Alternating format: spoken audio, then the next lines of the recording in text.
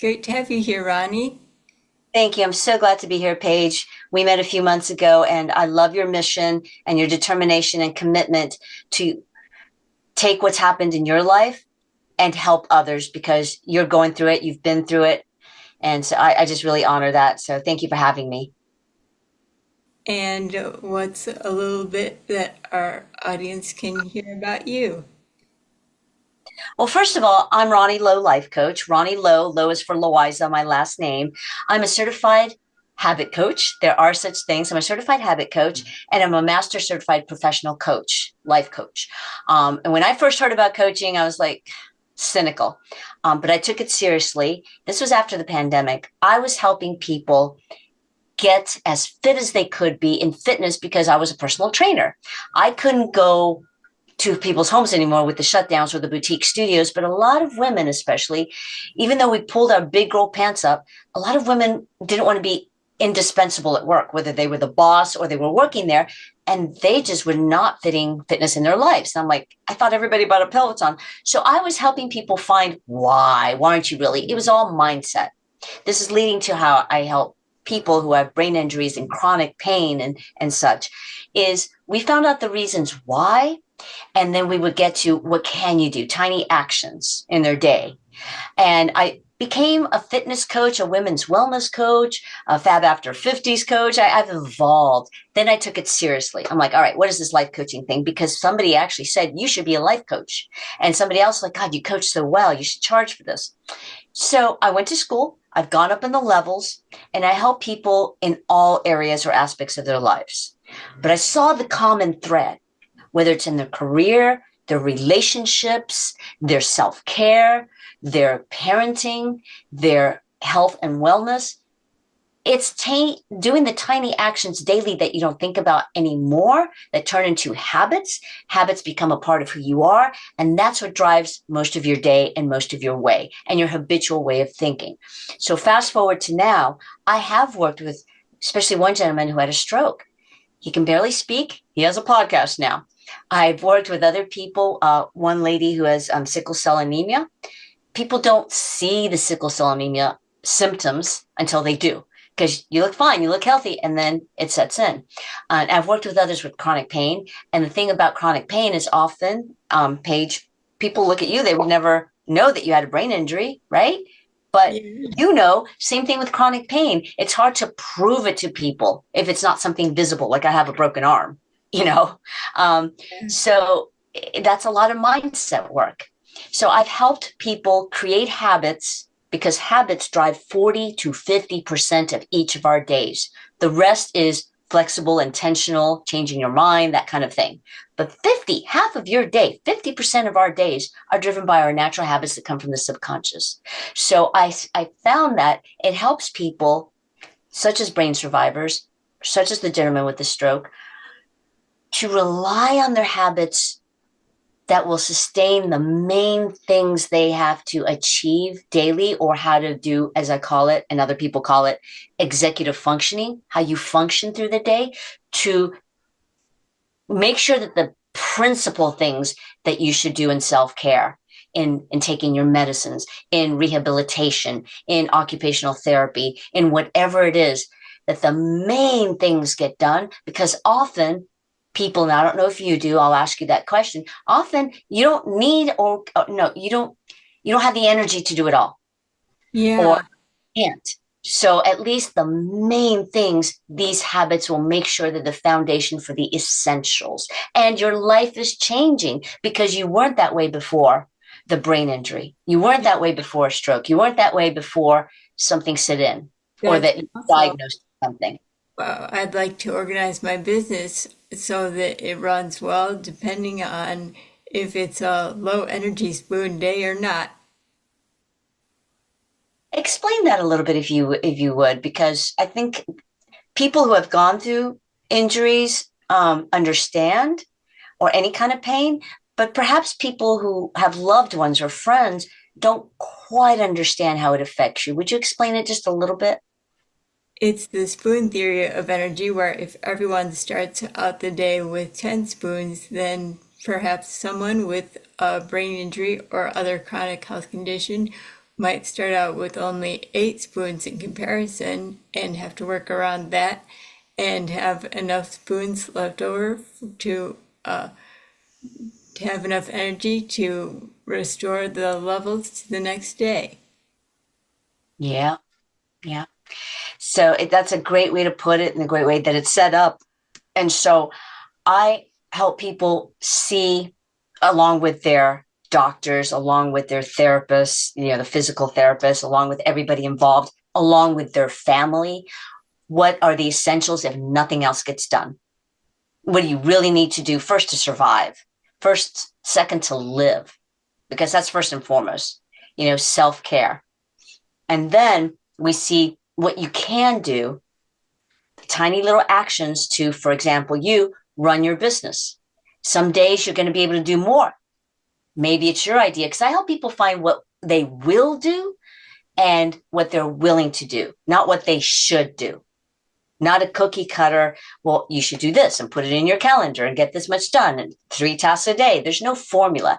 I, as a coach, help you realize and admit to yourself, what can I do at my best, at my peak? What can I do at my lowest? We delve into all those things. So we see perhaps an idea is, if it sits right with the person, if you have more energy, keep going, because that kind of makes up for the days that you have less energy or no energy. What do you think? Yeah. Yeah, that's a really good custom approach that's much needed, definitely. And that also will be of benefit to people setting and achieving realistic goals and expectations for themselves. Yeah. People always ask me, well, should I do this or should I do that? I even heard that when I was a personal trainer. Should I do yoga or should I do cardio? Yes. What? Which one will you do? That's always where we started, because people start off with like, I'm going to work out 5 times a week, twice cardio, once yoga, some strength training, and then it peters out because it looks great on an online app. It looks great. Remember magazines? Magazines always had these hacks and tips. It looks great when everybody else, all the social media says you should do this, this, and this. But what are you going to do? And that doesn't mean use as an excuse. Use it as your base. Are you really going to do? I don't do cardio. My cardio is sometimes walking. I love hiking. And I should get in the pool because I know it's easier on my joints. But I strength train 6 days a week. That doesn't mean I'm a gym rat and I'm there an hour a day. It means I do less time, fewer muscles. And I don't stop. I don't sit there and like text in between sets forever and all that. So my heart rate is up between, like, I'll do some biceps, I'll do some legs, I'll do some biceps, I'll do some legs. That's just an example. So my heart rate is always a little bit up. Know what I mean? And I get up every morning and it's a habit. It's become part of my routine or regimen. We'll go through that. There's a habit in there that's become part of my morning routine that I do 100 to 160 jumping jacks every morning, or 100 jumping jacks, 60 jump squats. I do push-ups 5 days a week. Twice I don't do push-ups because I let my chest recover. So my whole point is, it's weird if I don't do that. So that counts for my cardio. So back to chronic pain. There are going to be days that you can do something and days that you just don't feel like. So we see what tiny action you can do every day. Maybe every day without fail will be stretch. Maybe every day without fail, a part of your physical therapy, a part of that pelvic floor exercise you have to do, a part of whatever it is that you're supposed to do that's prescribed. Maybe you won't do the whole thing, but you'll do it at the same time or around the same time, scheduled every day, because then it just becomes a part of who you are and it becomes part of your routine. So let's say you just don't feel like it one day, but you do the minimum. You do the minimum. And the days that you can, you do it all. Does that make sense? Yeah, yeah, and that also matches with what I'd like to ask my chiropractic team and my neuromovement provider if there are muscle toning exercises that I can do to balance out my back and leg muscles to alleviate any nerve irritation going on. Yeah, you can't. You said the right word, irritation. You can't cure something that's going on with the nerve. You can take medication. You can do a lot more oxygen into that area. You can alleviate a lot of the pain. But in the neuromuscular, what can you do? Some people, there's new medicine and there's like injections right into the nerves and things like that, of course, but you can alleviate the pain. So it would be to get you in the habit, because a lot of people go to a therapist, for example, and they're given the handout sheet and they bring home the handout sheet with like 5 illustrations of exercises to do, and they don't do them. Why don't you do it? Because you're not doing it now anyway, or before your accident, or before whatever causes, before the onset of the why you need to do it. So it has to become part of your identity, who you are.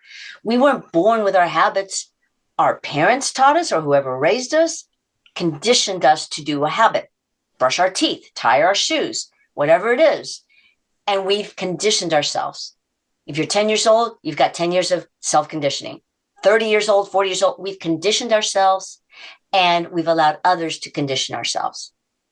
So the good news is, if we've conditioned ourselves and formed habits all our lives, we can keep forming habits and creating habits. You're not set in your ways, no matter how you were before and how your abilities have changed. You can create new habits that your abilities allow you to do. Same thing for your habitual way of thinking, our mindset. It is not woo-woo. I call it the pragmatic woo-woo. Okay. Our brains are computers, as you know. So we have to change how we approach things, how we think of things, and especially when we're dealing with our emotions. It's not all mechanical. How do we solve this problem? How do we do this? How do we fit? How do we use our brain to physically function? But also how you feel. If you don't want to answer it, I completely understand. But what have you experienced? Either a roller coaster ride, or has it flowed? What's been your experience in how your emotions and how you react to things changed since your accident? Well, Not accident, but what caused the blood clots and what caused your brain injury? before all of that, I was taking anti-anxiety medications for 12 years while combined with hormonal birth control, and that is likely what built up in my system and caused the blood clots, since there wasn't even any genetic testing to find out about those interactions to begin with, certainly not in 2004. And so that medications, well, they worked until they didn't. Yeah, And then the whole blood clot and brain injury thing was what got me off of those, and had to do an inpatient detox and get all of that out of my system. Although that in itself is what put the anxiety into permanent remission, and changing what I was eating, improving my nutrition, and 8 months of twice weekly neurofeedback sessions to reset everything. yeah. See, the neurofeedback, that, how did that make you feel after the long process of neurofeedback? Not on the onset, but towards the middle, towards the end of that neurofeedback therapy. What changed for you? Well, it was gradual actually, and I was taking something in between, and then when I was able to stop taking that, I think by the time even my basic food choices turned things around and realized I didn't need any of it, and it reset my baseline more or less. So that's excellent, and that's good. That's really, really good. Because often we don't know in medicine, we just take the first thing the first doctor tells us. I respect, admire medical doctors, Western and Eastern medical doctors, functional doctors, NDs, as well as MDs. That said, I have become such a self-health advocate, as intelligent, powerful people, women, go to their doctors and just nod their head and accept the first prescription, or the first diagnosis, or the first guess, or the first great hypotheses, or their best guess. Doctors will tell you medicine is an evolving science. So I always say, ask more questions, ask more questions, ask more questions, ask for more tests, get a second opinion, get a third opinion. My dad was a doctor, and when I would tell him something about what a doctor said to me, he'd be like, oh, what do they know? He would kid around. He was a neuro-ophthalmologist. He's like, okay, second opinion. Oh, a neuro-ophthalmologist Yeah. is would be a good person for me to have on my team since my vision is something like convergence insufficiency, mostly after the brain injury, and I Yeah. have prisms in my glasses lenses currently. Mm, I hear you. And my mom always agreed with him too. And guess what? She was a registered nurse. So they always advocated because they knew medicine that patients just go in there and there's something takes over where you just accept what the doctor says. I don't know if you're that way, but because we think, well, they're scientists, they're doctors, they know what they're talking about. They know as much as they know. Yeah, I They was keep, that way more, and now things are different. yeah, you have I to know advocate for everything. yourself, not be that person that's annoying, but keep asking questions. You have the right to know it's your body and mind and emotions. You're the client. And that said, I also advocate to get in the habit and the habitual way of thinking of making sure your team is a team. I joke around, everybody from your medical doctor to your nutritionist to your massage therapist to your manicurist, your hairstylist, everybody that works for you on your body and on your mind and your self care is part of your team. Yeah, That's also that huge. I can sign the form for them to communicate about my case, I have. Yeah. And the thing is, the mindset should have you lasso them around you like, you guys are working for me and not. And the reason I bring this up is because many women, I cringe here, many women and men especially won't say word. Women won't mention their functional medicine doctor or their nutritionist or their chiropractor or chiropractor much more now, but or somebody else that they consider, well, they're kind of woo-woo. Holistic medicine and all that, they won't mention it to their medical doctor because they're afraid their medical doctor will just roll their eyes or go, well, okay, whatever. They're kind of afraid to mention the other people or other possible supplements or other possible treatments or other possible tests. Mention it. You have a right. He is working or she is working for you. And if they're not listening, get another doctor because you're Hmm. not, and usually people that are looking at people with about their brain, they usually take they're really specialized and they're really passionate about what they do and they do listen. But I'm just saying in general, your doctors Yeah. aren't the end all be all. They're one of the end all be all. Don't be afraid to mention any possible possibilities. That's redundant or any questions you have. Don't worry if you got it online. Don't worry if somebody told you about it. You're not going to sound dumb. Who cares? They're not living in you. They're not paying your rent, I always say, or your mortgage. You have a right to ask and bring up questions.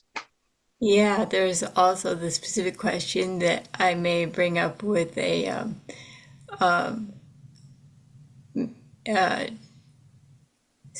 someone other than my primary doctor filling in while she's out of the office at my annual appointment and getting into the question of who exactly would order the functional lab work for things like iron levels.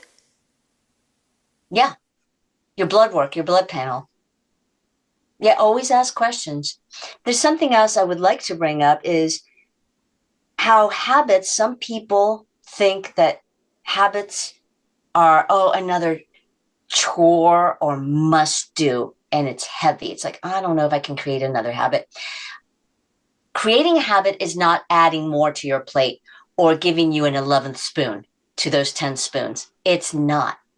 It's a system to those 10 spoons.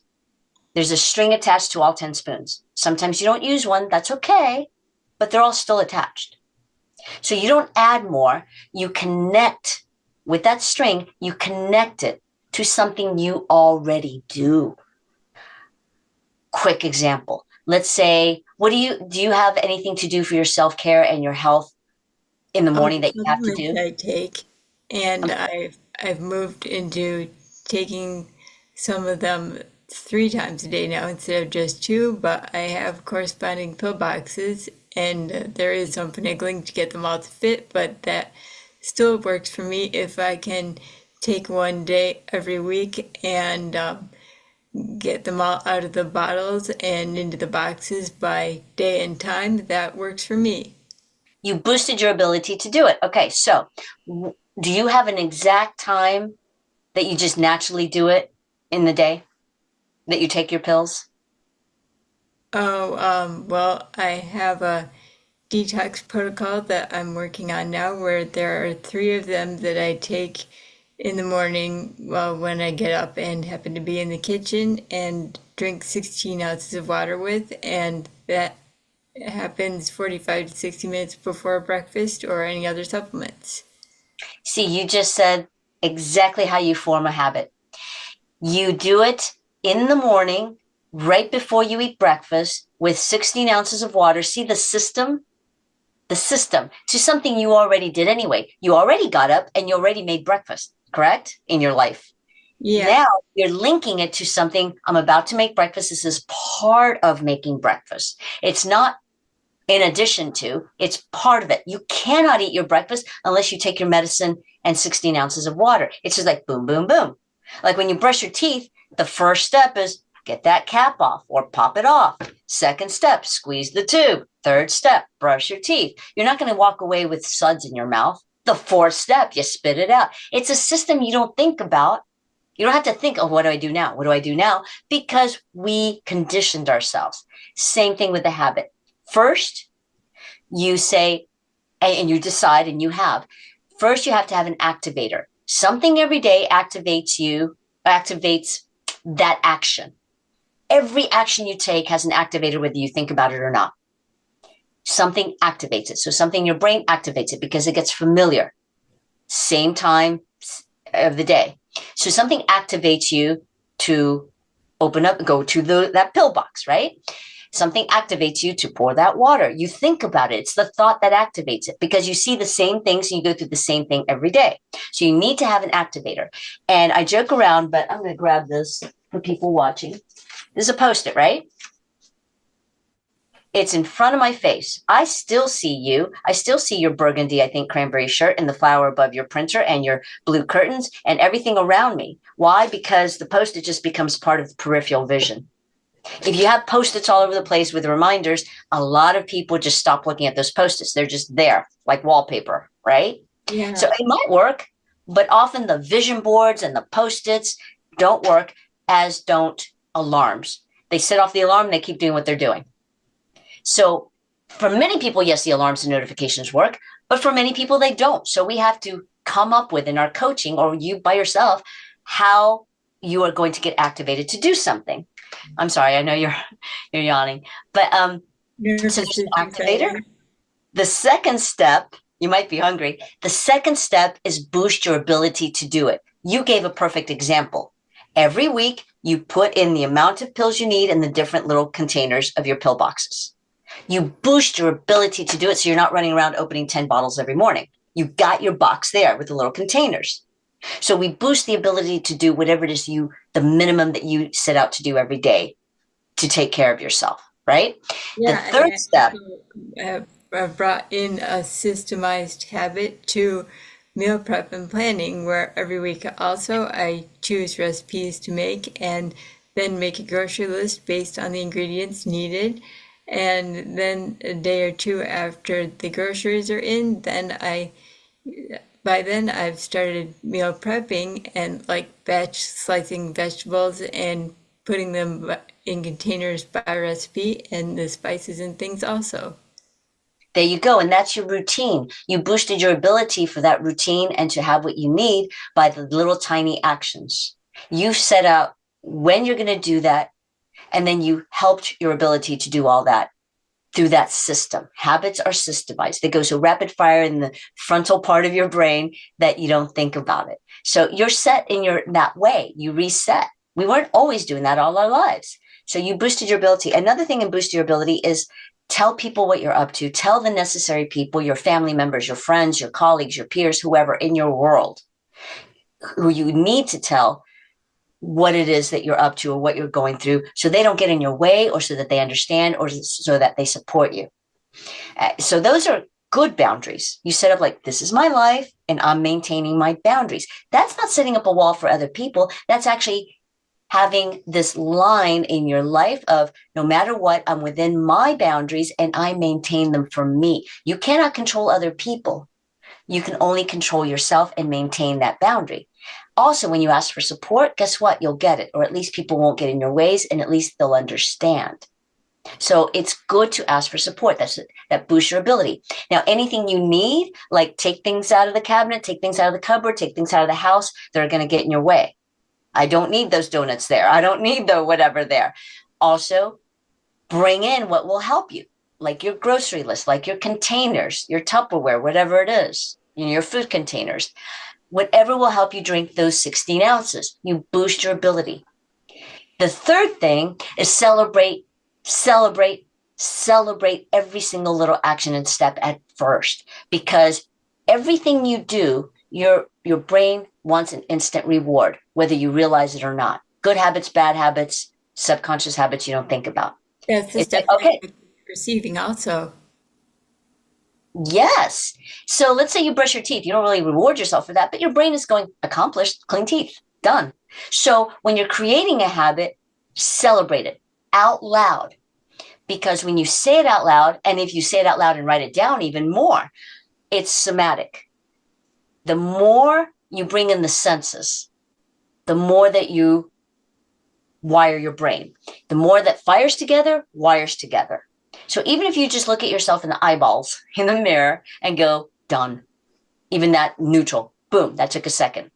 But if you even do even more with enthusiasm, done, yes, yay me, I'm a rock star, whatever, or just do a little happy dance, move and say it out loud. With me, when people work with me, they come on Voxer and app, and some people just put a green check emoji. Some people say done. Some people go on and on, like I did this and it got me to do that and I wanted to do this. But when you celebrate with somebody, you're held accountable. I call it supportive accountability or celebrative accountability, because after a while, you just celebrate yourself. You do it on your own. And when you hold yourself accountable, you give yourself a reward for it. That wires your brain to go, noted, capable, yes, and you wire your brain to get in that habit. And that's how neuroplasticity and habits go hand in hand. Mm-hmm. Exactly. Same thing with your emotions, and wrap me up when we have to wrap up, but same things with your emotions. How are you now that you are suffering from chronic pain, from any kind of injury, from any kind of syndrome, whatever it is? How do you now feel and react around different people and in different situations? What we do is we look at, oh, how are you reacting now? How are you behaving now? How are you in action now? And the emotion. What caused that action or behavior or a feeling? We all have 5 basic emotions. Joy, which contentment, peace, all of that comes under joy. You have despair. I mean, despair, like you just don't see anything more. You have anger, you have sadness, you have doubt, you have fear, and all the little sub emotions under that. So you tap into, what feeling am I feeling, experiencing? What made you think of that? A thought sparks an emotion. A thought sparks an emotion. What did you think that made you feel that way? So we reverse engineer it, and you start rewiring your habitual way of thinking by, okay, what is the truth? What is the fact? Reframe that thought so it neutralizes that emotion, or maybe makes it positive. I'm not into click your heels 3 times, positive Pollyanna. Tell yourself what your brain will accept. Because if you don't really believe that affirmation or that thought, there's that little grain of doubt or fear or cynicism that your brain will try to prove. So just tell yourself a truth when you reframe what made you feel that way. And then your brain accepts it. It's like, yes, an easy one. I'm afraid of what I look like, or I'm afraid of how I sound. Don't tell yourself, I sound great, because if you doubt that you sound great, your brain doesn't believe you. I fear not sounding great, and I'm doing this anyway. I fear, and I'm the only one who fears, because nobody else fears that I don't sound great. Or it's my fear. Accept that fear. I'm not saying face the fear and do it anyway. It's like, I fear this, and I'm doing it with my fear. It's holding my hand. Know what I mean? Yeah. Okay. And what got you interested in all of this? Well, like I said, I evolved from a personal trainer to a fitness coach to a women's wellness coach, and then all these iterations. And I finally found my jam, which was I became a life coach. I'm now a master. And then I got certified as a habit coach. It was just an evolution. It really was. because just personal training wasn't doable or viable during the pandemic, but then I got into training again. I have some clients now, but that's not my main vocation. I found what was fulfilling. It feels fulfilling. With me, it's in my chest. I feel fulfilled when I work with a client through the session, at the end of the session, and then in the long run. I got a Voxer message the other day from a former client who said she was in a career transition. She had been wanting to leave her career for 9 years. Finally, she got me as a coach, and we went through like a year of coaching. She left the job. She only stayed because it was a paying job and wanted to go out on her own in event planning, start her own business. But we had to rein it in and work toward that. So anyway, she has progressed by volunteering, by doing an apprenticeship. And she's, middle age. She boxered me the other day. It was this week. After all these years of wanting to do this, I got hired to be an assistant to a nonprofit organization for their event planning, for their fundraisers. And she said one of the main reasons that the boss who hired her said is because you said, I'll do what I have to do to make everything work here, like to support everybody. And I'm bringing in my leadership skills. I can follow and support being a leader because I want to grow in this. And so the employer knew, whoa, you're a leader. And I had always wanted her to get that mindset of you're a leader, not by just faking it till you make it, but by telling herself the truth. I'm not in that position now, but within me, I'm a leader. That was her truth.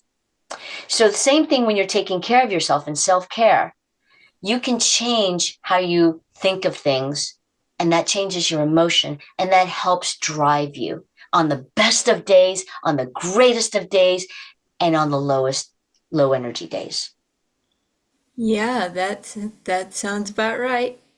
And another habit that people can do, a small one for brain health, is with Live Pure instant coffee and other products. And you can get samples of the coffee by sending an email to Vicky with your name and street address, and I'll put the information about that in the show notes. Vicky, okay. I'm trying mushroom quote coffee. Have you tried that? With the cordyceps mushrooms? Yeah. Yeah. It does give you energy, but not a bolt. It's not a jolt. It's like a consistent, nice, peaceful energy. Yeah, I was pretty surprised. And it tastes great. Yeah, I like the black coffee. Awesome. And that's another thing. When people want to change their diet, they think they're too set in their ways. We weren't born with cravings on our taste buds. We conditioned our taste buds to crave for what we always give it, right? You can change your cravings and you can change what you want. I grew up with Ruffles, potato chips, white bread with dip on the white bread, and Pringles and all the fake stuff in the sodas. I don't crave it anymore at all.